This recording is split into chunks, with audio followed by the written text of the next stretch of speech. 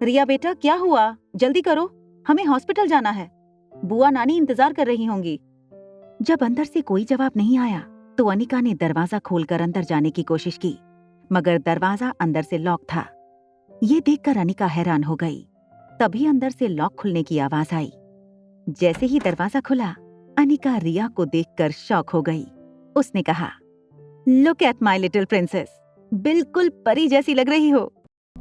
आर्यन को फ्रॉक पहने देखकर अनिका बेहद खुश हो गई। उसने आर्यन का हाथ पकड़कर उसे आईने के सामने खड़ा किया। आर्यन ने जैसे ही अपने आप को आईने में देखा, उसका मुंह शर्म से लाल हो गया। इतनी शर्म उसने जिंदगी में कभी महसूस नहीं की थी। उसने अपने दांत कचकचाए। एम्बैरेसमेंट में आर्यन ने अपने गाल फुला लिए और उसके गुब्बारे की तरह फूले हुए गाल और आंखों में गुस्सा लिए आर्यन ने हिम्मत जुटाई। वो आईने में अपने आप को देखने लगा। आर्यन को एक पल के लिए भी ऐसा नहीं लगा कि वो आईने में अपने आप को देख रहा था। रिया का फ्रॉक ऊपर से स्लीवलेस था और नीचे से खुली हुई अम्ब्रेला की तरह लग रहा था। आर्यन को लगा जैसे मिरर के सामने तो वो खड़ा है, मगर मिरर के अंदर रिया खड़ी थी। अनिका ने कहा, कितनी प्यारी लग रही है मेरी लिटिल प्रिंसेस। ज्योति बुआ तुम्हें देखेंगी तो बहुत खुश हो जाएंगी। Thank you so much mom, but I am not a princess. Anika को पता था कि रिया को लड़कियों जैसे कपड़े पहनना बिल्कुल पसंद नहीं, मगर आज वो बहुत खुश थी कि उसके कहने पर रिया ने ये फ्रॉक पहनी थी। लाइफ केयर हॉस्पिटल में डॉक्टर अग्रवाल की कैबिन में कामिनी डॉक्टर अग्रवाल का इंतजार कर रही थी। डॉक्टर अग्रवाल अपनी कैबिन में आए और कामिनी को देखकर तुरंत बोले, you have ruined the Prestige of this hospital. Doctor Amrita इतनी नाराज हो गईं कि जाने से पहले मुझे मिली भी नहीं। The whole hospital is ashamed of you. Calm down sir, please. I am really very sorry. दोबारा ऐसा नहीं होगा। मैं चाहूं तो तुम्हें अभी के अभी इस मेडिकल कॉलेज से तुम्हें रेस्टिगेट कर सकता हूं, मगर मैं जानता हूं MBBS डिग्री की क्या वैल्यू होती है।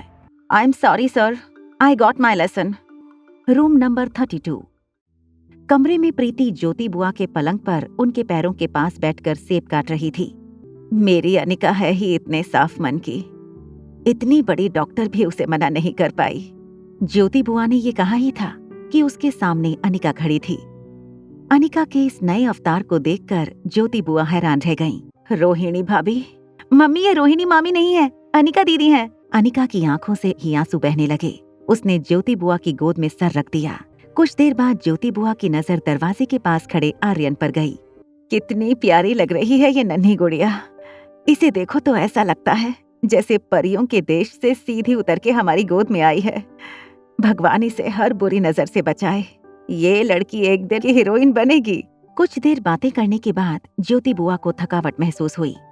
अनिका ने उन्हें सहारा देकर फिर से बिस्तर पर लिटा दिया।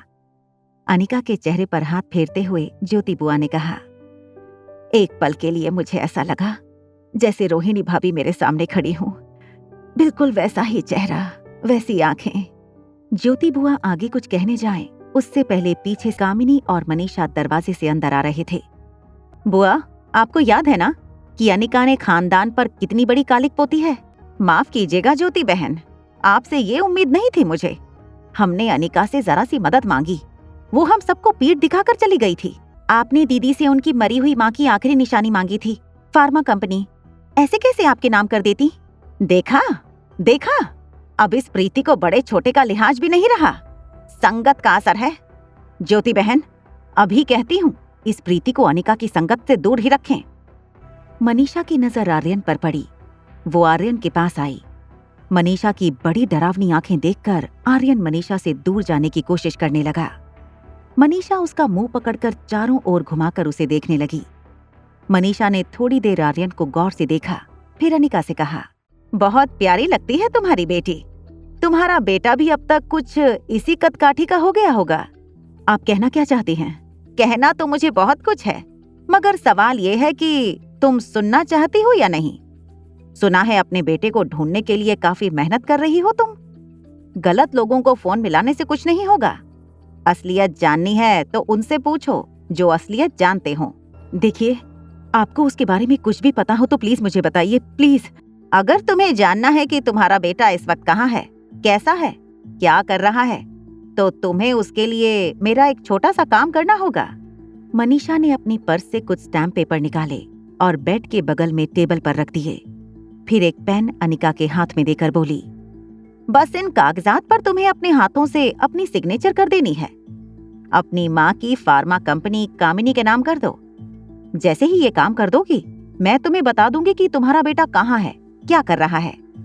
अनिका को यकीन नहीं हो रहा था कि गुलेरिया परिवार उसकी माँ की फार्मा कंपनी हथियाने के लिए इतना नीचे गिर गए थे। मगर इस वक्त उसके लिए दुनिया में अगर कुछ सबसे ज्यादा जरूरी था तो वो था उसके बेटे का पता जानना। आर्यन का प्यार अनिका के लिए और भी ज्यादा बढ़ गया। जब उसने अनिका की ओर देखा तो अनिका डॉक्यूमेंट पर साइन करने लगी थी। उसे टेबल पर नर्स की रखी कुछ दवाइयां दिखीं। आर्यन ने बोतल को हाथ मारकर डॉक्यूमेंट पर गिरा दिया। बोतल में से सारा सिरप डॉक्यूमेंट्स पर गिरा।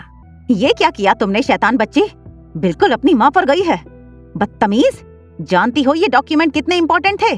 जाने दीजिए, बच्ची है, उसे क्या पता, गलती से बोतल गिर गई होगी। गलती करने में बेटी भी माँ पर ही गई है। शाबाश, देखते जाओ आगे क्या क्या गलती करती है। खबरदार अगर मेरी बेटी के बारे में एक शब्द भी कहा तो उस दिन की मार भूल गई हो तो फिर से याद दिला दूं। चलो जाने दो, बच्ची ही तो है। एक काम करती हूँ, दूसरे डॉक्यूमेंट बनवा देती हूँ। चलो सब घर चलें। अनिका ने कहा कि वो रिया को होटल छोड़कर घर आएगी। अनिका की इस बात को मनीषा ने तुरंत मान लिया। जैसे ही अनिका रिया को लेकर हॉस्पिटल के कमरे से बाहर निकली, मनीषा और कामिनी भी उसके पीछे पीछे निकले। अनिका को टैक्सी में बैठते हुए देख मनीषा ने कामिनी से कहा, मैं घर चलकर डॉक्यूमेंट्स बनवाती हूँ, तू जाकर अनिका का पीछा कर।